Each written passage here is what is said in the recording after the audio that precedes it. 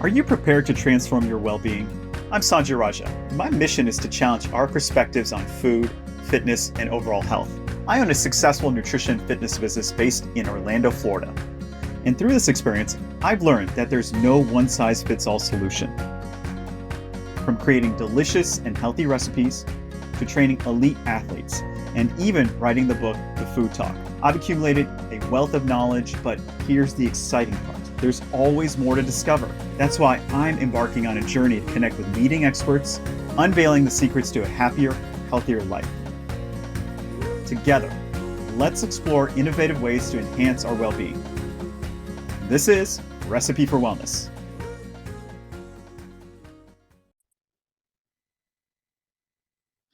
Welcome back everyone to another episode of Recipe for Wellness. So, this isn't going to be a cookie cutter conversation. I want to tee it up that way. It's going to be very interesting on many levels because our guest we have today, she is on season 1 of our show. And I just did some edits for season 1 before we launch, and I was watching back the interview we did with her. It was eye-opening in a lot of ways. It changed my life, actually, in a lot of ways. And when it's very personal, I get really excited about this kind of stuff. So, without further ado, let's welcome Kathy Baldwin. Kathy, you are in Toronto. How are you doing today? I'm awesome. Thank you so much for having me. I can't wait to have a more conversation with you. Absolutely. It's been a while since we did our session, our episode in Toronto with you. Got to know you, learned more about you and the amazing stuff you're doing right now. We'll get into that. But for those of us in the audience who don't know who you are, who is Kathy Baldwin in the sense of who is she? What does she do? And what's your mission? Okay, so I call myself the crap expert. And the reason I call myself the crap expert is because I wrote the book, Unlearn the Crap. My TV show is about Unlearn the Crap. And crap to me is both physical, energetic excrement that is within our body, energetically as well as hormonally and chemically. But it's also an acronym. And the acronym is Conditioned Responses Automatic Programming. And I believe that we are in a massive, massive paradigm shift where we are all being called to get rid of anything that is disempowering and step into our zone of genius. So that's what I do, is help people identify what's in their way. What is it? A mindset? Is it physical? Is it hormonal? What is it? Because we all come with trauma. And then how do we step into what the world is calling for? And we all feel that calling happening. So I love the title, Unlearn the Crap. I think that's fantastic. It's a title that really just sticks with you, honestly. So when I hear this, what I hear is the story, the situation we tell ourselves that we're in. And sometimes it's very negative, and we just kind of keep ourselves in that mindset. It's not allowing us to kind of grow to our full potential, right? I've got plenty of stories myself about dwelling in the past so much on past errors and mistakes that kept me from reaching my highest potential, right? And we've talked to so many coaches, and we're going to have more coaches on to the podcast, current guests, future guests. So I remember you and I sat down for an interview doing the show, and I don't want to give it away because I want people to see the show. But give us like a synopsis, just a quick little synopsis to tease people about what happened to you that got you in this mindset of, I got to make this huge change. And now it's not just Unlearn the Crap, the TV show, it's Unlearn the Crap, the movement. What was the impetus for all this? Yeah, I'd say that I was too strong for too long. I had become the queen of masks. I had become the queen of suppression. So it really didn't matter any of those limiting beliefs we talk about or traumas or anything that I had dealt with. I was so good at suck it up, buttercup, put on your big girl panties, you can sleep when you're dead. And I am so disconnected from what my mind, body, soul, everything was crying to me that I Mhm. did not hear whispers. I did not hear the limiting beliefs. I did not hear the negative self-talk. Um, I was just pushing and pushing until I physically, mentally, emotionally, financially broke into a million pieces. I'm a living example of Humpty Dumpty. And Humpty Dumpty was the greatest thing that ever happened to me because it gave the opportunity to get out of all of those shoulds, out of all of Mhm. those expectations of what I was supposed to do and how I was supposed to show up in the world. And I finally, for the first time, was able to take care of myself and really look at who I was, what I was dealing with, what I Mhm. had been down, all those traumas that I minimized. So So I want to interject right there, which is the biggest epiphany for this show for me was not the physical, nutritional journey that we've been going on. It was the mental, right? And I was of the same mindset. And I think this mentality is very also cultural too, which is I was born in India, raised in India, moved to the States, and I saw my dad. And my dad was a very hard worker. He's still alive, but he's a very hard worker. And he just never, ever had a moment where you saw any sort of worry on his face when I was young, growing up. And we had a lot of rough times. We weren't rich. We were poor to middle class at the time growing up. And I remember one moment where I walked past their door and I heard my mom and dad talking, and I could just hear worry in his voice. Yeah. And I never thought that man was afraid of anything, honestly. So it's that mentality you grow up with. I think it's a lot of it's cultural. And I inherited that. I absolutely inherited that. But yeah, after meeting you, I actually sat down and did a lot of thinking. And before I would hide any sort of like worry and stuff from my kids, but now I don't tell them about it, but they could see it on me. And my kids we have such a good relationship where my daughter will ask me, "Is like, something's going on today." She's like, "Yeah, why don't you tell me about what's going on?" And we as parents want to protect our children, and I'm not dumping my whole world into her, but she's just like, just talk it out because she's like, "You do it for me. Why can't I do it for you?" Right? So, yeah, I know, right? Way smarter than me than when I was her age. Way smarter than me. So, explain to the audience, how do we get out of this mindset where we say, I'm just going to work hard, keep my head down, and I'm just going to be strong for everybody? Because I don't think that's real strength, is what I learned from you. Real strength is being able to go, I'm having a bad day and I need somebody to pick me up. So how do we get out of that mindset? Because I've been guilty of it so many times. I truly believe that our power is in decision. And it's the quality of choices that we bring to our ability to make those decisions. And so when we are stuck in paradigms that are not working, because I basically say when I'm working with clients, even just myself, when I'm working with myself, I'm just going to talk about me. Is this empowering or is this disempowering?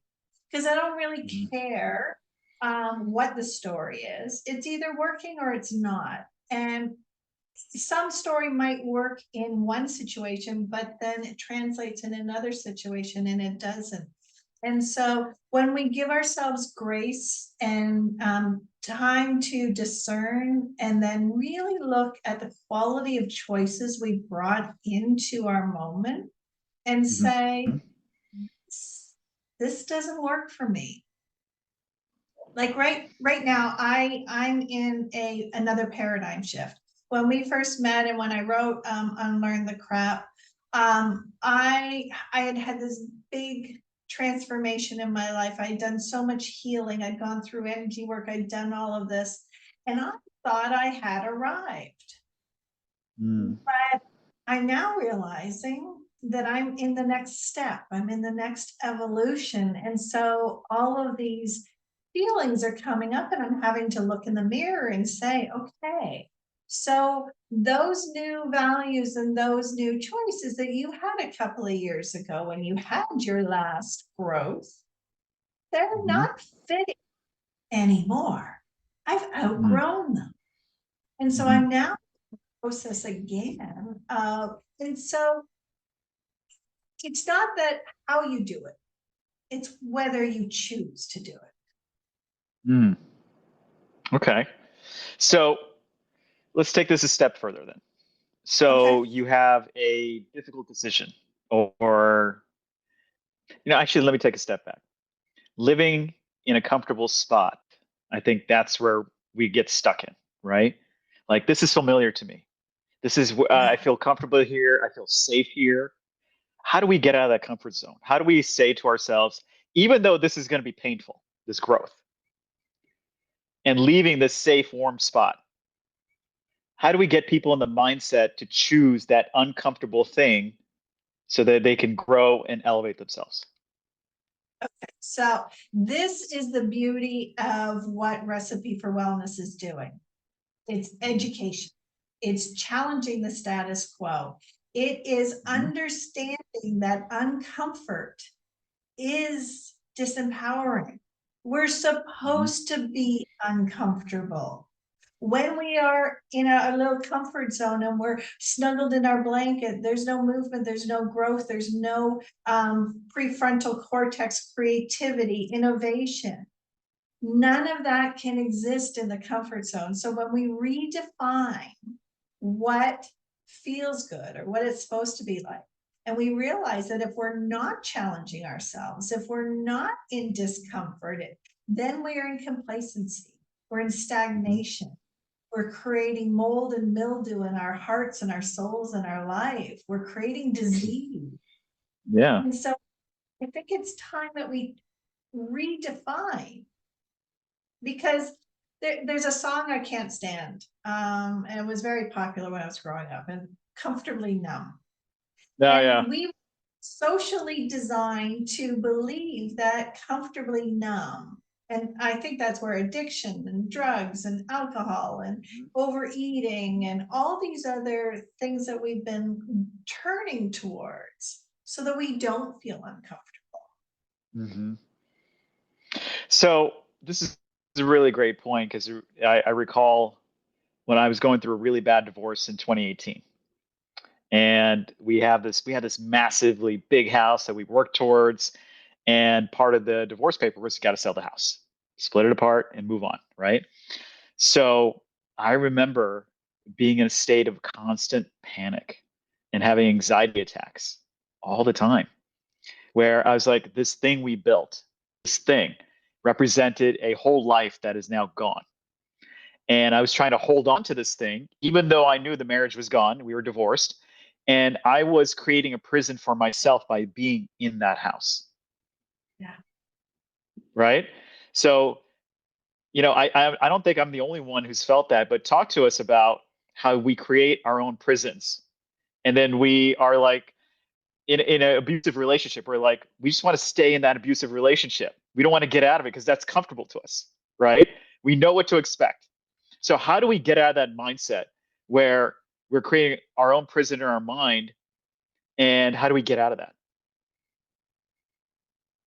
You have to become aware that that's where you are. And when we Mm-hmm. hear the language that our soul is talking to us, it comes in specific things like should. It should not be like this. I should be able Yeah. to hold on to my home. That should never have happened. Any of Yeah. these things that take us into a place of regret or not in the moment of our power, sometimes, no, not sometimes, all the times, the chapter ends. It's a new Yeah. story. And Yeah. we've gotta move on. And when we hold on to the woulda, coulda, shouldas, we're not living in our power. And I think that's the real message that I've been discovering with this show, is we're hearing from people in every aspect of life, whether it's health or wellness or physical or emotional or financial. It's showing up in our lives that we're holding on to the past. We're holding on to a story. We're holding on to a disempowerment. And we got to be prepared to go. Yeah. Yeah. I mean, it's just, we're recording this podcast and we're going to air it here soon for everyone to hear too. But before I was recording this podcast, we were on a call, VUCA leadership training, and talking about how, for those who don't know, VUCA means, volatility, uncertainty, chaos, ambiguity. It's how you navigate these things in your professional and personal life. We were just having this conversation, which is fantastic, which is how do we get out of that mindset of negativity and go into that flow state, right? Like where your true highest self and everything just coming towards you, right? So we know a little bit about your backstory, where you came from, what aligned you to be a coach, right? So talk to us about how do we people get into a mental flow state? I was a former athlete, and I know you just keep training, you train, you train, you train. Guess what? It becomes the subconscious basically takes over, and you're taken for a ride in whatever physical sport you're doing. You're just watching it happen. So how do we get people to get into that emotional flow state so they can break out of these prisons they build for themselves? Oh, see, this is the heart of what I do. This is my juice. For me, I know you talked about breath work and oxygen, and you come at it from a physical. So I'm going to let you stay with the physical, and I'm going to go with the energetic. And Please. that is, emotions are our information systems. When we are passionate, when we are aligned and all of the pieces have just clicked into place with what we're doing, how we feel about it, what we're creating, that it's on purpose for everything of our value, then we fall into this place of flow. My book, my first book, Unlearn the Crap, it was written in 3 days. I just opened up my heart and mind, put my fingers on the keyboard, and it was as if an energy was flowing through and out of me. The name Yeah, mine took Unlearn the 9 months of hell. 9 months of hell for me. I did not come up with, Sanjay, I didn't come up with the title Unlearn the Crap. It was part Yeah. of that state where information just flowed into me and I just accepted it. And I just went with it. Do you know, I saw a commercial a long time ago. It was about a new show, and it was one of those dystopian things. And this woman said to a subject that she was working with or whatever, she said, we'll know by how you handle what's going to happen. And the woman was confused, and all of a sudden she got pushed off of a cliff and thrown into a river. And the idea was, did she surrender to the river where the river was taken? Or did she fight the current and fight and try to go upstream and save herself? Or because that is what flow feels like.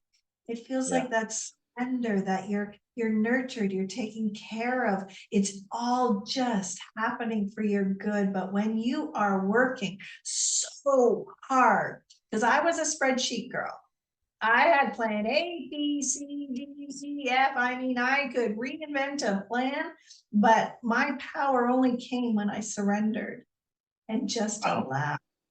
Yeah. Yeah, this sounds so simple, but I've been trying to be more mindful and present and say daily affirmation. It's hard because you could have a piece of bad news that sets you in a spiral and you get out of the flow state. But when I'm in it, like as simple as like on weekends, I've decided now on weekends when I have my kids, guess what? It's all about them. I'm not going to work. I've always made it about them, but I'm not going to pick up any work. Guess what we do? We'll take a day trip. We'll go somewhere. We'll crank up the radio, and I'm just in a really, really happy place, even though I know chaos is waiting for me as soon as the weekend's over. But we're just in a really good space. It puts them at ease. They're in a really good space. They open up. So I've noticed all these wonderful benefits of when you're mindful and when you're in your flow state. Guess what? It's contagious, and especially for children. Health, and how has your health changed? Because I bet you giving your stress and your cortisol an opportunity to just flow out of your body by not always being in that chaotic state Yeah. is, Oh, it's better. It's absolutely better because the mind controls the body. I could work out the body all day, every day, but if my mind is not in it, it's just not there. yeah. And that's part of the crap we haven't been told.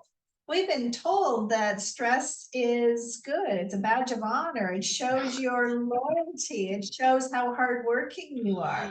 No, it Yeah. shows how disconnected you are to your own power, how Yeah. you're clogging your own systems, how you're creating your own diseases.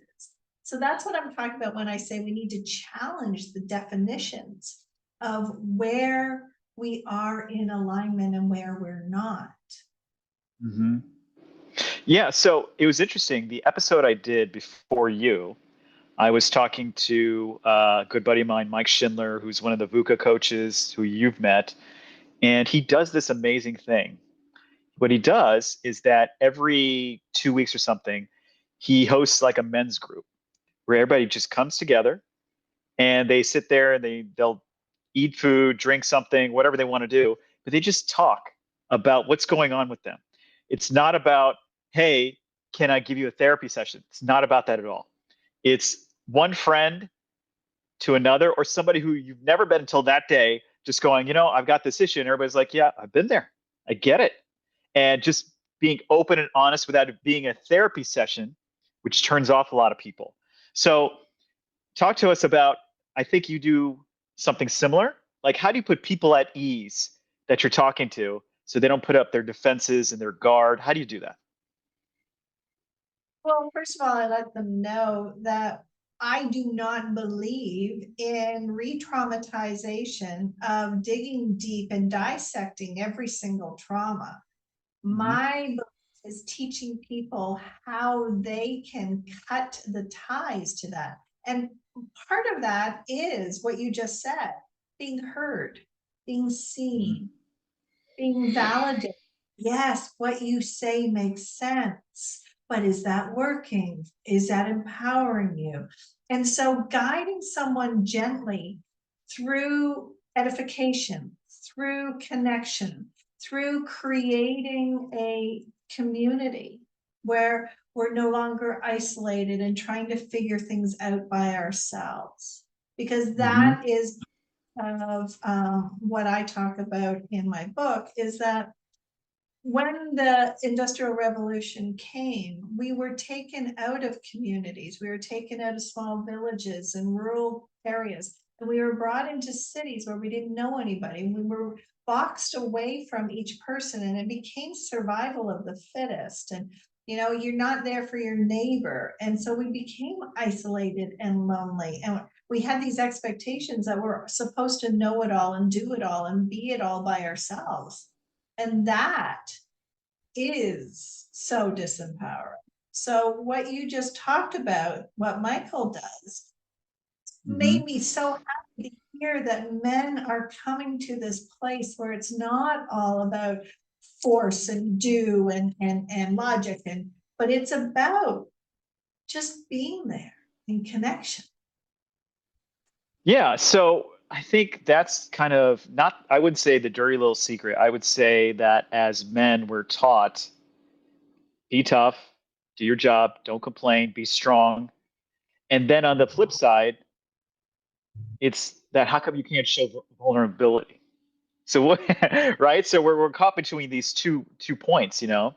And for me, in my journey, being that in our culture, it was be strong, provide, don't complain, and just be a role model.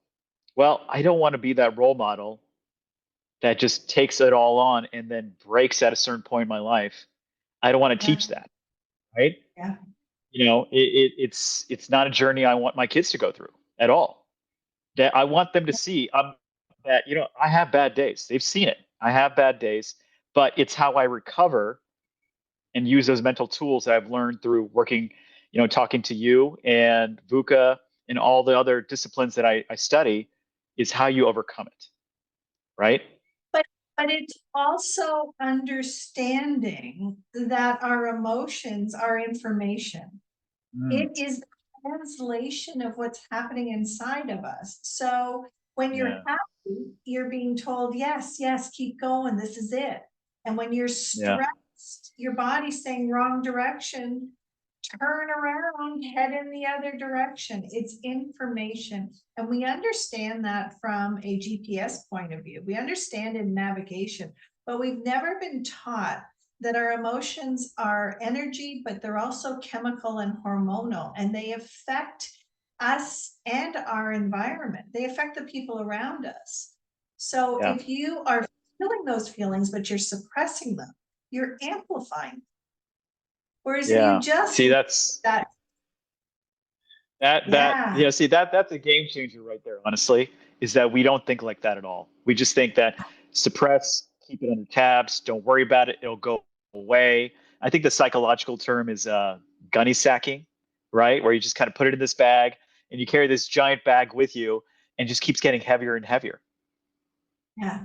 But did you know? I mean, we know this medically that when you go and a doctor is thinking you're having a heart attack, they hook you up to an electrocardiogram. And that Mhm. machine can measure the electrical impulses and the energy from your heart up to 3 feet away from you. Now, Yeah, that's as far as machinery can measure, which means your heart is both a projector and a receptor. right. So if you are putting out energetically stress and fear and pain and trauma and all these other things, but you're slapping it on with a happy face. Now you're creating dissonance both physically and relationally and your environment, and your body does not know what to do with that. It's Yeah. like you're in circles through a current, you're not going anywhere, and that is creating its own disease. Whereas if you just looked and said, wow, this sucks. Okay, okay, so what do I do with Yeah. the fact that this really sucks right now? Oh, I need to take care of myself. I need to take a rest. I need to go for a walk. I need to cry. I need a hug. I Yeah. need to change direction. But you Yeah. start to understand the language instead of thinking that emotions mean you are no longer rational. You're no longer logical.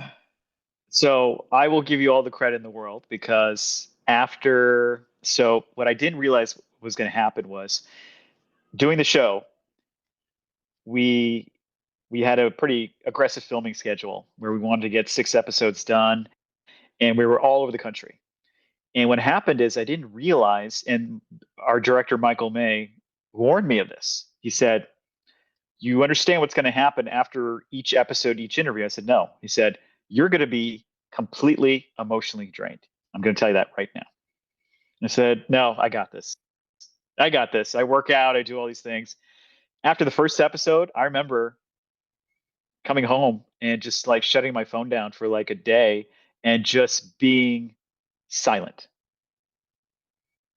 And I realized it took a toll on me because the show needs to provide a lot of energy and I have to drive it the entire time. So that means I got to be 100% no matter what's going on. And there's all these logistics behind the scenes that some things fell apart. We had to regroup, and we're dealing with this, we're dealing with that. And then on camera, it's got to translate really well, right? That's what people don't see. And so I started after our episode just taking a mental health day. That's just what I did. So instead of just saying, you know what, I'm gonna be fine. I'm gonna be good. No big deal. What I would do after our episode is we'd be in another city, we would film, and I told Michael, I said, I just need 4 hours before we film again. Just get me 4 hours. Let me get my mind right. And he's like, I totally get it. He goes, I'm glad you're asking me to do this for you. Yeah. So I did a lot of that, which really helped. So let's talk about, we're coming into the holidays, which relates back to you now. This is the most anxious time. It's supposed to be a time of celebration. It's supposed to be a time of, hey, family, get together. But being a personal trainer, being a nutritionist, I get to walk into people's lives. I hear the most personal stuff. And I'm just hearing, I'm going to be judged. I'm going to go here. I'm going to have to deal with this person. I haven't seen this person in a long time. Like, it's the most stressful time, regardless of what you see on TV, right? So let's give the audience something actionable they can do. So when they walk away from this podcast, holidays are coming up. So we got Thanksgiving coming up, right? And then we got Christmas right after that. Then we got New Year's. What kind of actionable tool or mindset can we take that can help us get through these holidays? What a great question.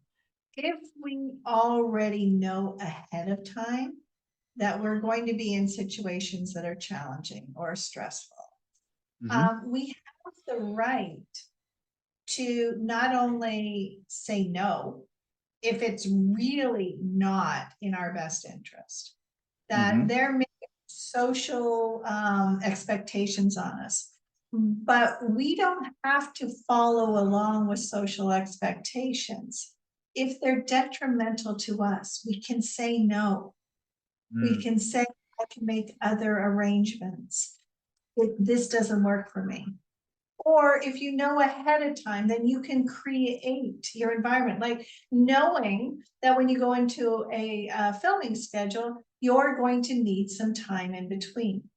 So you have that awareness that this is the situation, this is how it will make you feel, and you create your plan on what it is that you need. I'm realizing for me in the holidays that I'm at an age where the previous generations are gone. And the new generations have new ideas. And so my Christmas isn't fitting the way I have the shoulds of what it was supposed to be like and where my happy time was. And it doesn't align. So I'm now having to sit down and figure out, okay, Kathy, if it's not going to be like it was, and I'm not going to get the old way, and I can't bring back, and what do you need?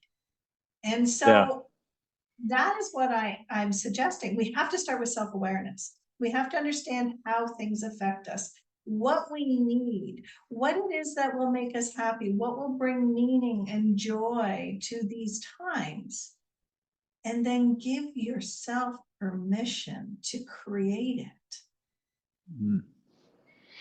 See, this is so interesting because I remember going.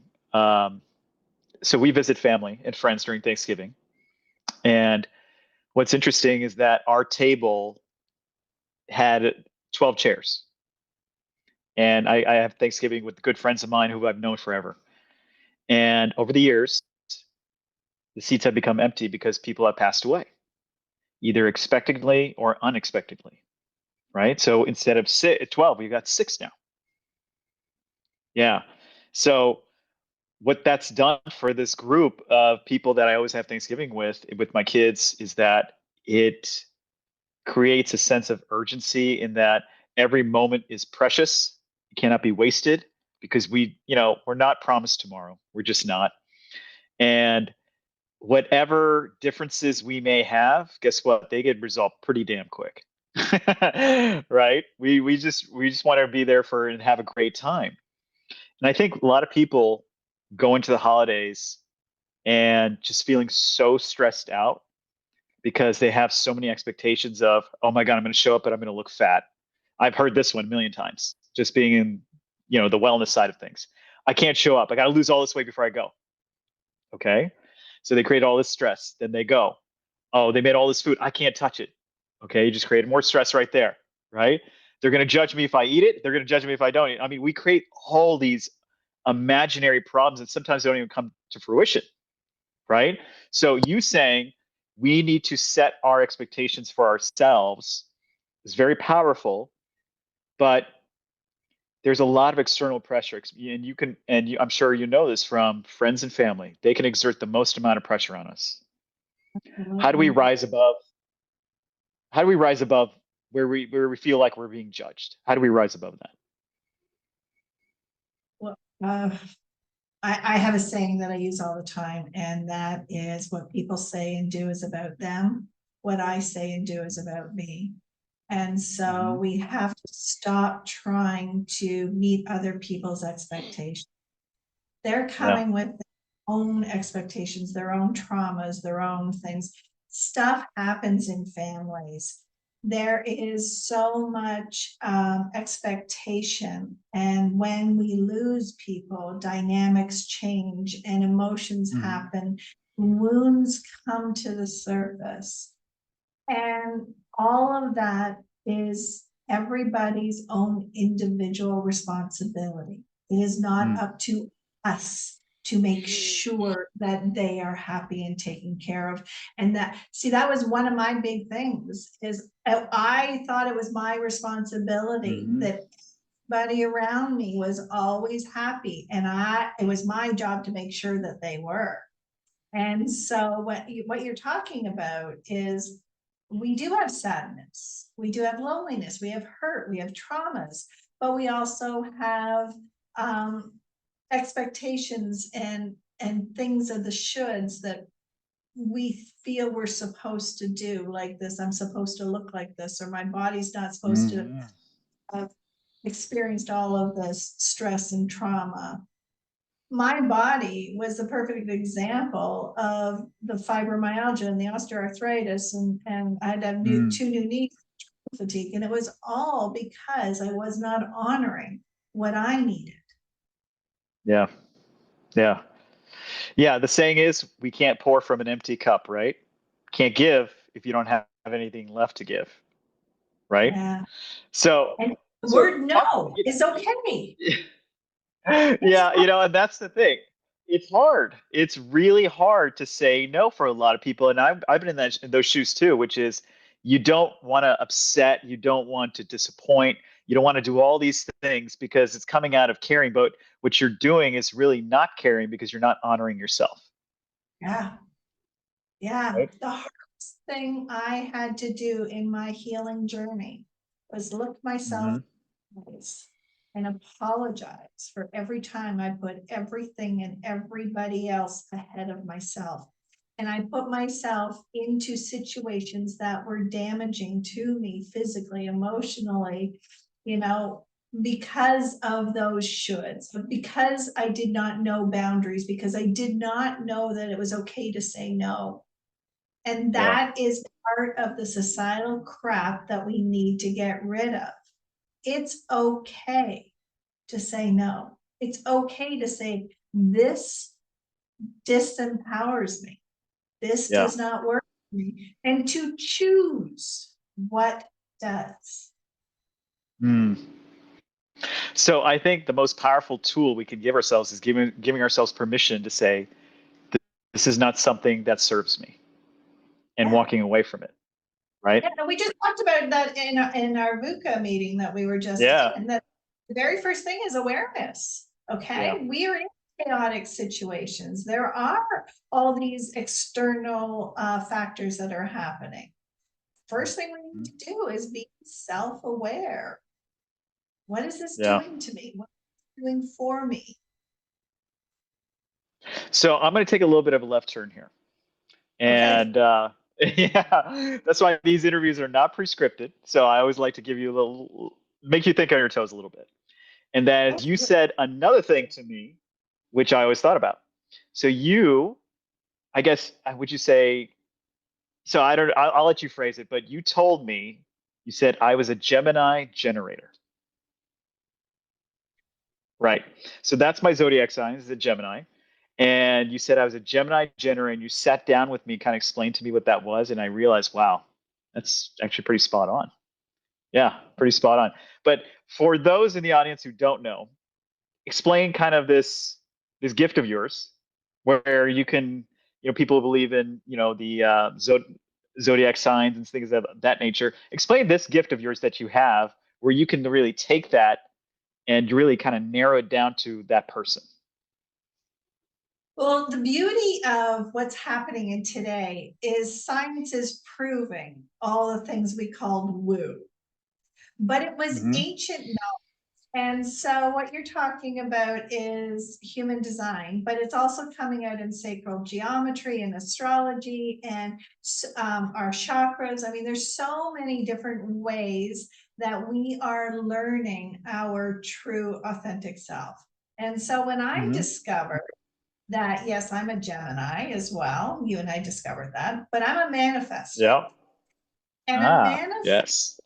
up with new ideas. We're always creating, but we get exhausted. We need to stop and Yeah. and so to understand why I could not, I would always say, why don't I just finish something? But I'm Hmm. not a finisher. I'm a creator. And you as a generator, knowing that your propensity to just keep going and keep going is Hmm. part of where you are in your natural best self. This is part of our empowerment. This Hmm. is knowing who we are, where we fit, where our purpose, where our gifts are, because I believe, well, we know that right now 2% of the population holds 98% of the power and the wealth and the control, right? I believe we're in a Yeah. paradigm shift where 98% are coming into power and wealth and abundance and all of that by aligning with who we are. And that is Yeah. self-knowledge.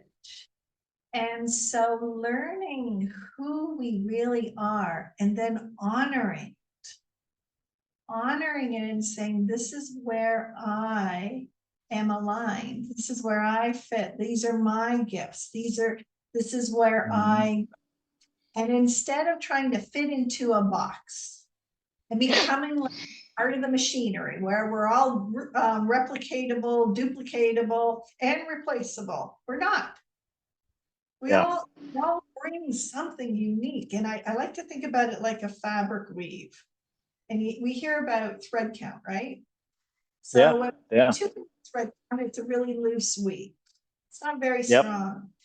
Higher the thread count, the more intricate and stronger it is. And that's how I Mm. see each of us being in our power. So knowing you're a generator, knowing I'm a manifester, knowing these ancient traditions and understanding that centuries ago, they knew a lot.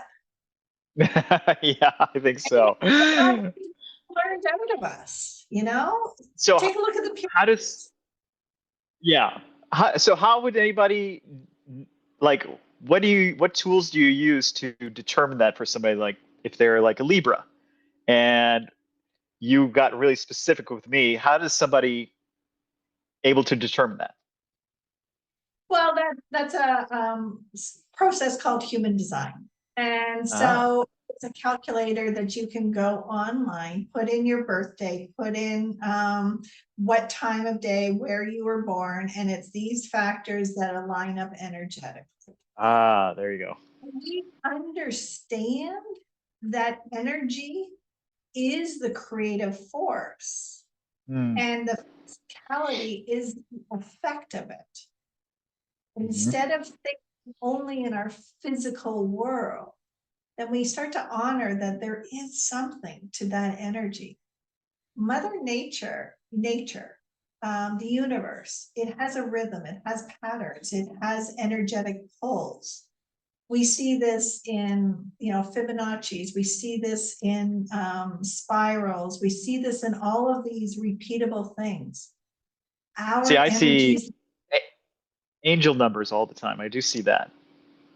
Me too. Yeah. It's part, Yeah. part of that. It's part of that energy. There Yeah. is something bigger that we can't see, that we can't quantify. And Hmm. I believe that Newton, when he came up with his laws of physics, it turned everything into silos and dismissed Mm. anything that could not be broken down into its smallest divisible part. And that was Mm. all physics. With beautiful things like imagination and creativity and emotions and love and all of these things. Do Well, you know? conversely, I just say, Einstein said, yeah, he said creativity is more important than knowledge. and I was just going to say, Einstein said the most powerful force in this world is love. Yeah. Yeah. Yeah. Yeah. I mean, it's true. We kind of get into our hardened silos of the way we believe, but you know what I like to live by that quote, which is be curious, not judgmental. So if you're open to new ideas, it just may surprise you, right? Yeah. And it's And just as a being Gemini, open. I'm curious. Yeah, exactly. Exactly. Well, so it's always too much fun talking to you, Kathy. So what I want to make sure is we have time so you can share with the audience, what are you doing now? What platforms are you on? What appearances are you going to be making so that we can find you? Well, I'm going to say about Recipe for Wellness, right? Yes, of Season course. 1 is coming out, and I am so excited for where this show is going and how it Yeah. brought together. So that is one thing. Hmm. Everything that I do, I've amalgamated on my website. So KathyBaldwin.me, Kathy with a K. And yes, people used Hmm. to call me. Okay. If you want all my links, you just /links. And so I can be found there. I have a Okay. lot of really things coming. I've created a collaborative community that is launching. I've got my different programs that I work with people to help them remove their roadblocks. Mhm. I'm on a mission. Yeah. So I'm out there speaking an awful lot. So also, I caught you on Unlearn the Crap TV. Is that right? Yeah, Unlearn the Crap TV. And I think I mentioned earlier in our talk here that I'm going through my next transition. And Mm. so I have created a companion to Unlearn the Crap. Crap is about learning the basics. Yeah. The next Yeah. podcast that is being created right now is called Level Up. Oh, there you go. Very nice. And it's understanding that we're always going to be leveling up. And I like don't that. don't stagnation, and don't think that you're not supposed to be uncomfortable, and challenge yourself, challenge where you are, and hold up that mirror and see, is this still working? Does this still fit Mhm. me? We do that with our closet. We need to do it with ourselves. That's so true. So one more time, your website for everybody. Just what is it? KathyBaldwin.me. KathyBaldwin.me. And we can find all your social media there to connect with you, right? Yeah, I have a whole separate page called /links. And so I've put everything in there. So any programs, social media links, anything that I'm passionate about, you'll find there. And hopefully you will also see that there is a link there where you can contact me and we can have a conversation together. Absolutely. In the short amount of time that we had to film in Toronto, so many epiphanies I had once I spoke to you. So just, I can't imagine spending an hour with you and unlearning the crap and rediscovering passion, purpose. So I highly recommend for people to go to her website, check her out, and you'll see her on our website at myrecipeforwellness.com. And her episode will come out along with season 1 very soon. and we're going to share some more exciting stuff about that as well. But Kathy, can't thank you enough. It's always eye-opening, a lot of fun, and we're going to see you down the road for sure. Absolutely. Can I just say one thing about our filming that you said you didn't Please. want to share? I just want to say that we think courage and vulnerability come before courage and vulnerability. Courage is the result of vulnerable. The conversation that you allude to that we had in the show, that was a conscious choice for me to Yeah. allow my to open my heart up. And Yeah. so I don't want anyone to think that level of vulnerability, that level of intimacy that you and I Hmm. shared on a conversation just Yeah. slipped out. It was a conscious. No, it was amazing. It really was. We watched that episode because we've been doing some editing, and Michael, our director, has done movies and TV show, and he even called me about it. He's like, "You got to watch this. How this is translating on screen. It's so good." I said, "Yeah," and I watched it. I had the same opinion. So I can't wait for you to see it, for the world to see it. So it's coming very soon. But I thank you again for sharing your time, your energy, your emotions with everybody, and catch us again on another episode of our podcast for Recipe for Wellness. But thank you again, Kathy, and we'll see you down the road. Thank you, Sanjay.